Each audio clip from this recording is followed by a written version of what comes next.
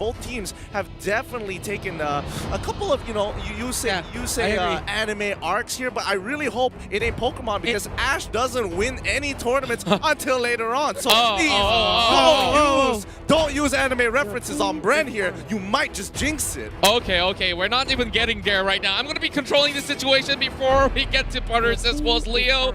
So Bren Esports permanently banning away that Diggy. They definitely don't want a situation with the Survey time journey being popped up in those big fights that they're trying to win. So Natalia, Esmeralda, Matilda, what do you guys think? Yeah, rounding back into the draft here, this reminds me of the RRQ situation with Bren Esports. Ooh. As soon as Bren Esports has proven that on an even battlefield, when you have access to what the standard metagame dictates, and even if you go off and go pick up what Wolf would like to call the sisters, right, with the carry in the core role, Bren still got you figured out. So right now, it looks like they want to play a fair game and force Burmese Ghouls to face the wrath of their momentum. And remember, this is a best of 7, so anything can happen in terms of drafting, and a lot of things will be adjusted as the games go by. Now, for Burmese Ghouls, I agree with Gideon. They shouldn't forget what they did on the first time they met. They beat Bren Esports clean 2-0. It's something to keep in mind here, and especially with the Burmese Ghouls on their final ban, the question is, are there enough tools that have been taken away from Bren to say, yes, I do not need to ban out this Boxia, but let's see it's going to be the Claude, and I think that's a good number of tools, which either means one or two things. Either they're going to give Bren the question and say, hey, pick a lot of heroes that can actually bring your life back up, a lot of that spell vamp, concentrated energy, I don't care, I can pick the Boxia within first rotation if I have to, right, Contra? Yeah, definitely correct right there, as we have a lot of discussion on this Boxia. Now, it'll be even more interesting if Burmese Ghouls snatch it away in this sort of instance, because they've been able to play quite an enormous variety of tanks themselves, which can definitely throw Bren Esports off. So 2 picks and majority of the mages being banned away. We're already seeing the Benedetta come online after a long draw. All right, so yeah, we did miss out on the Benedetta. She made it through, and this time around, I think Baksha would be safe. Baksha would be safe because that's Yu Zheng picked up right now by Burmese Ghouls, so they can give Flap TZ Baksha and then figure something out for Carl TZ. There it is, the Yusen Shin. A stable pick, it's going to give a lot of vision. Think about it. Well, it is expected at this point. I don't know, I'm sorry. I'm still surprised sometimes. I've been doing this so long. The little things that make me happy. I understand. Okay, in comparison of the exchange, we do see Atlas. Yeah, okay, so let me get back to my point with Bren Esports. They have the Yisun Shin, they have the Selena. They have a lot of vision in terms of the map. Now, they can telegraph where Burmese Ghouls is gonna come from as long as they place those well-timed mountain shockers and those abyssal marks, make it in deep on the jungle side of Burmese Ghouls.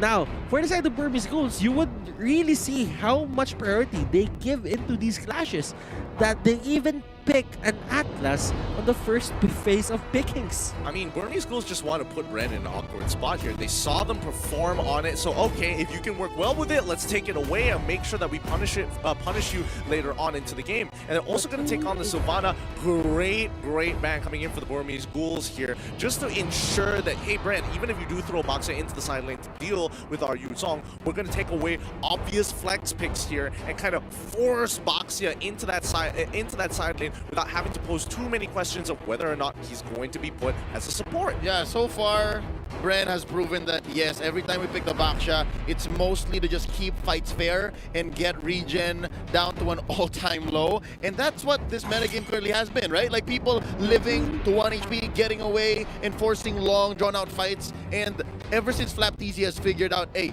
I can be bold with this, I can just force people into fights and win duels even, then yeah, it's all the better. Hayabusa banned out here by Bren Esports. They're starting to out Ace.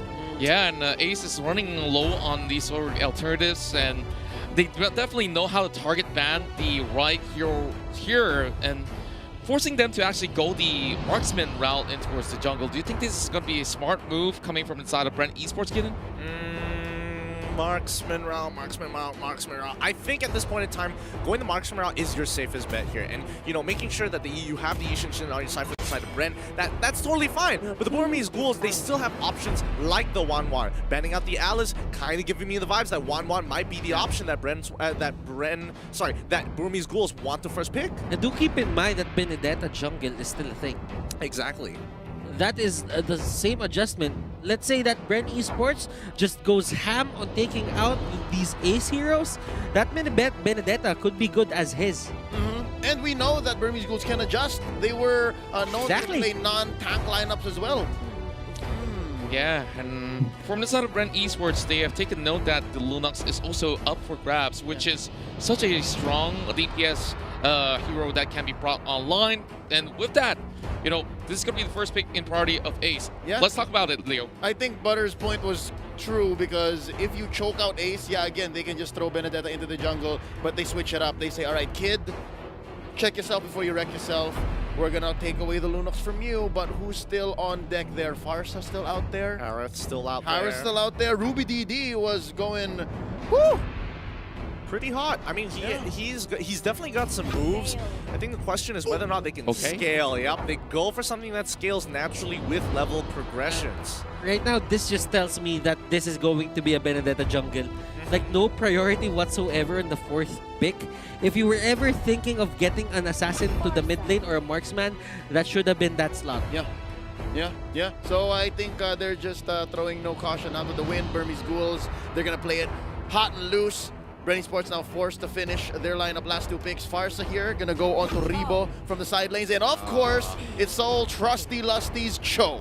Yeah, I think this is really smart for the side of Bren, putting in the Farsa into the composition, and then going for that offlane Cho, or arguably even the offlane Farsa as well. Even if Burmese Ghouls want to pick up the Wanwan here, it's like, but then you're up against someone you can't really bully, and then what's the point, right? Yeah, I definitely want to talk about this one because this Cho's intention is to get that Veil or even the Benedetta if he can get anywhere close to it. So there's a lot of all these layers when it comes down to team fights coming from the side of Burmese Ghouls. And to add on top of that layer, it's really Roger that will be giving them so much of that sustainability and damage in the late game. Okay, it's good against the Baksha. It answered the Baksha just because of the percentage damage that he has when in wolf form. He can dive in for the Selena, he can dive in for the Farsa, and it really gives a lot of Bren Esports positioning problems throughout the entire game. Yeah, I don't know. I'm looking at this draft. I'd say it's rather interesting here, but Burmese Ghouls draft. This is the first time I'm seeing their draft and thinking like, man, this is a pretty hard to execute draft in comparison to Bren Esports, and it feels like a change of pace. Yeah. Definitely a change of pace, and of course, having a little bit of that scalability definitely helps the side of Burmese Ghouls, but you know, Bren Esports is that team that will press you on from minute one, and that might just be the trouble for the side of Burmese Ghouls. But, well, Butters, this game, I'm pretty sure there's a stance coming in, but I'm liking what I'm seeing from both sides. Yeah, it's just hard to execute for the side of Burmese Ghouls, but Bren Esports still has something simple, so let's see. That's right, ladies and gentlemen, we're going in towards game 2. Bren Esports 1-up. Burmese Ghouls still looking for the first point.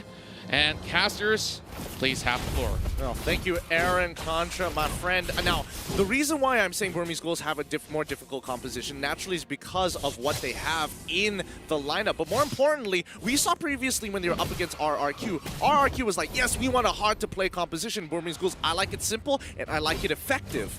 They have 2 executes on their side for Burmese Ghouls, and it really makes a lot of sense just because they want to take Flap TZ as fast as possible. Get his HP on that threshold, press that, and just rinse and repeat. Yep, and they want to do it to everyone on Bren Esports side because they're all high damage output heroes, right? Rebo, even Lusty with the only fast, Carl TZ, of course, the core, and this is currently turning into the most fair metagame of Mobile Legends we've seen in a while, right? Save for those Diggy strats, but right now, Flap TZ dueling with D down bottom. Up top, it's going to be the Benedetta versus the Farsa on Ribo and Ruby DD. Yeah, this might be the first engagement here. Again, we are seeing the Mountain Shocker to get a good idea of how this is going out. Lusty, he sees what's going on off on top side. He's just going to use his G Kundo to get on out of there. As you can see, the Burmese Ghouls have control over that top side, but Bren don't necessarily have to react. I mean, look down bot. They are pushing out D. Ooh. Now Lusty caught out here. Again, the big rotations by Burmese Ghouls not turning into much. Getting a few hits on this energy shield is Flapteasy and Few growing their lead by about 400, 500. Very, very small, not yet noticeable. But right now, after this turtle, 2 minutes in, definitely we're going to see an early lead. You can see right now how serious Burmese Ghouls is into taking this turtle. They know when will it come out, and look at this, they have 4 people in the area already. Knock up here by Cho, maybe gonna be telling them, hey, it's ready, it's ready. The blade put in by Kid, taking some damage is maybe Pop the Poissons. Carl TZ, Lusty at less than half health. I think Bren Esports already got what they needed. That's the turtle. Yep, and I definitely think it was a little bit of a macro mistake coming in for the Burmese Ghouls, where they're making the call thinking that they were going to get invaded, but instead Bren Esports take the advantage of this and you go for the turtle, because again, look at D, he only just hit his level 4, his wave was already pushed in. They realized, oh, we're at a level disparity, only because they were able to push D out at the 2nd minute of the game. Small decisions like this make a huge difference, and Burmese Ghouls will not take that risk. Now Lusty is just staying in the brushes. He knows that he needs to find where maybe is gonna come from, but Carl TZ is just farming well, different from the start of game number 1. Here we go, Way of the Dragon already on top of maybe to get the first pick of the game. First blood goes through, a quick follow-up of the Abyssal Arrow here, and Burmese Ghouls, again, they are just pulling backwards. They're not trying to be too aggressive, and these picks are going to hurt them at the end of the day, considering what their lineup is. Now 3 minutes, 30 seconds in, all heroes on the map have their ults. So now fights are going to get more interesting. Engagements are going to be almost all in, and if not, somebody's going to be counting, hey, this guy spent his ult, we should go for a move now. Electo final blow here by Ruby DD. Gets caught in by Few in that bush. Oh, Ruby DD wants more. Level 6. Here comes the rest of them. Nice arrow to scout out the bush. That's going to be Carl TZ charging up this arrow. Gets a few hits in. Mountain Shocker from the back. Here comes Lusty. Way of the Dragon. That's going to be the Fatal Links by Maybe. And the fight is happening underneath the turret. That's going to be Ruby DD, the first casualty. That makes Kid the second.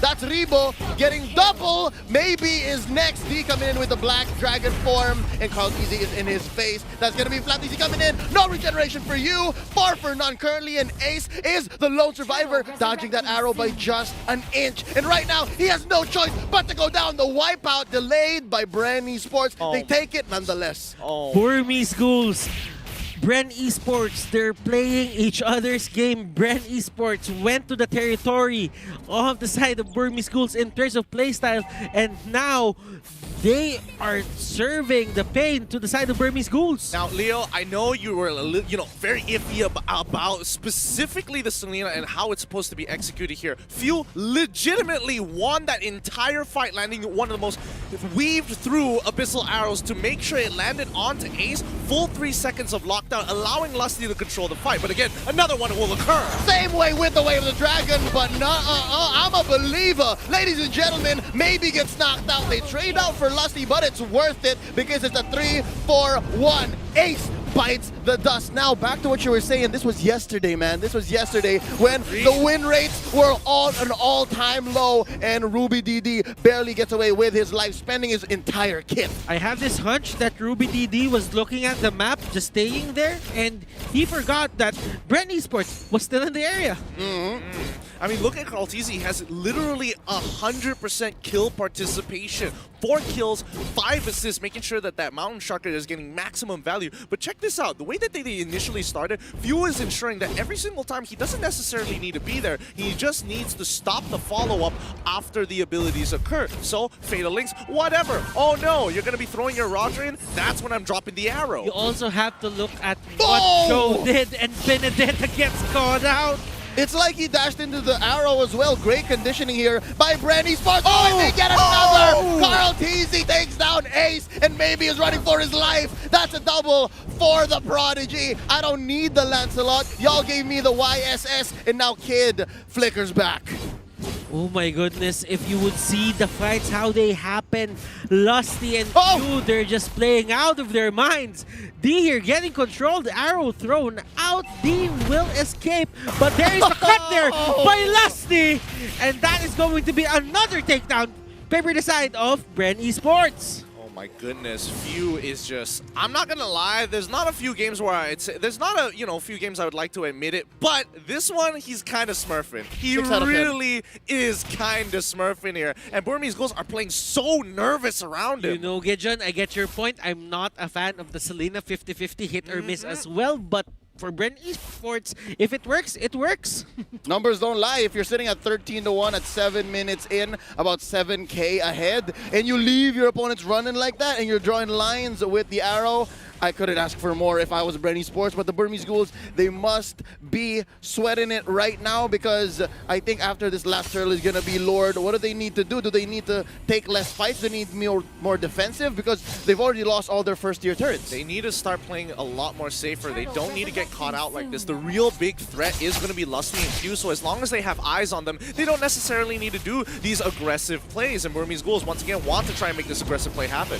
Oh, here we go. The fight has already begun with the turtle being taken out at the right second. Now D getting caught out in the middle of 3. That's going to be the Poissons in here by Flapteasy, stopping the regeneration. Oh, and we're going to see a triple. Are we waiting for it? That's maybe down by Rebo, and Ace is running away. Oh, he's not going to survive. That's Flapteasy getting him on the rollout. And right now, Bren Esports is feeling it. They could convert to a massive scale. Maybe 2 turrets, maybe 3. Who knows? They're unstoppable in this state. I'm starting to get more and more disappointed. This isn't the Burmese Ghouls that we know and love. This wasn't the same team that played yesterday. They are playing scared, and not only that, they're making terrible decisions. Right off the bat, they're not playing off of the power spike. They could have waited for the 22K mark. Instead, they give another 5K over to Bren Esports, a full turtle, and another turret. At this point, Burmese Ghouls are just putting more nails in their own coffin. This is not what I wanted for them. This isn't the team that we know and love. Burmese Ghouls, they need to find a way to stop this bleeding right now. Flapteasy is just zoning out everyone. Even D cannot stand in front of Flap. Flap is level 10, D is level 8. Huge gap here, huge gap. And the fact that Flapteasy knew that D was there went their way, because he knew that it was the only thing left. And if anything, I'm sure he could have forced the Black Dragon form and wasted it for the next team fight. But right now, Ace! Oh, he thought he could get executed, but now it still counts as a kill for Few. It was a very good attempt, but now Burmese Ghouls, this is a situation where every single fight you really can't do anything, and Bren has the perfect lineup to start pushing their leads with the Farsa and as well as the Selena. Those two are so snowball-oriented, it's ridiculous. Rebo can scale. Unfortunately, Few may not scale as hard, but regardless, his utility is invaluable. Oh, wow. D retreats from the duel. He was going 1-1 against Flapteasy, and Rebo says, I gotcha, bro. Finishes it off with a feathered airstrike. It hit earlier just because he was flying. But still, that is going to be a Lord attempt going to the side here of Bren Esports.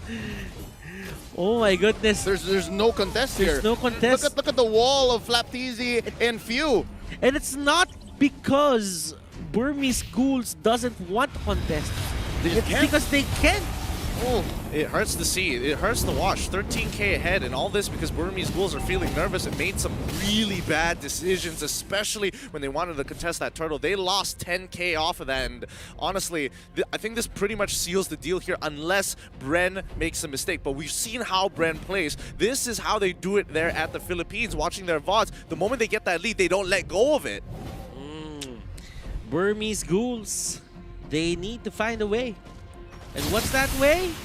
Just wait for Bren Esports to make a mistake, but Yeah. how long can you hold on? Bren Esports gonna force you to answer, and here we go. Feathered airstrike here by Rebo. They know now after 3 fights that have just gone sideways, they know that, hey, let's not force it. I know we're under our base. I know that they're surged, but hold up! Lusty with the way of the dragon. Ace gets eliminated. That's gonna be the trade though. Kid takes the show down, and now Ruby DD is feeling his life is in danger, and yeah, that's gonna be the push onto mid lane. The inhibitor has been taken down, and they're sieging up top as well. You know, considering the situation, this ain't too bad, but now the Burmese Ghouls, it's an all or nothing push here as D tries to get another pick onto Cartesi. They're trying their best. Ruby DD goes down. The killing spree puts Cartesi in perfect position, and now this was their last attempt to try and go for a fight, and Bren is able to stand up tall. They're going to take all the inhibitors and force out the Burmese Ghouls to take one last fight to ensure they put the last nail in the coffin in this game. Oh, 2 defenders now, 3 in comes Ace, but there's no way taking this inhibitor with them. They're not keeping it, that is. Oh, I'm wondering if they can finish here. Bren Esports, they're all here, all 5. Bren Esports, they're gonna try, but there are a lot of buffs onto the side lanes, and they're just gonna go for the all-in. Yep, Kid taken out here. Cartesi barely surviving. The shutdown onto Flapteezy. Oh, Ruby DD feels it. He can shut down Cartesi, and indeed he does. The execute pops the Yusun Shin, shutting him down 9, 1, and 8. Hold up, Rebo and Lusty. They're not done. Oh, what an alley-oop by Few from down south. It's just D left here to defend, and I don't think he can do it. Black Dragon form. He's gonna try. He's gonna try. He's going in for Few, and he knows that there's a wave here. Feathered airstrike by Rebo. Feathered airstrike by Rebo. Lusty knocking him up. There's some Shy energy, but it's not enough. That's the wipe out. We're waiting for a wave of minions, and here's one defender. Here's Kid. What can Kid do? Flame shot here by Few. He's gonna knock him up in just a matter of time. Ladies and gentlemen, Bren Esports takes game number 2. Back-to-back wins scored by Bren Esports of the Philippines, and the Myanmar side could not respond to this call. Like what Butters mentioned here, they tried to even go in for those sort of objectives, but they understand they're a little bit too far behind after a couple of all these fights. And considering how things are going for the side of Burmese Ghouls, they need to go back to the drawing board. It seems to me that they forgot how they beat Bren Esports in the first place. Now, if they expected Bren Esports to just come here and play the same game as they did on their first meeting on the upper bracket, they're gravely mistaken. They should find a way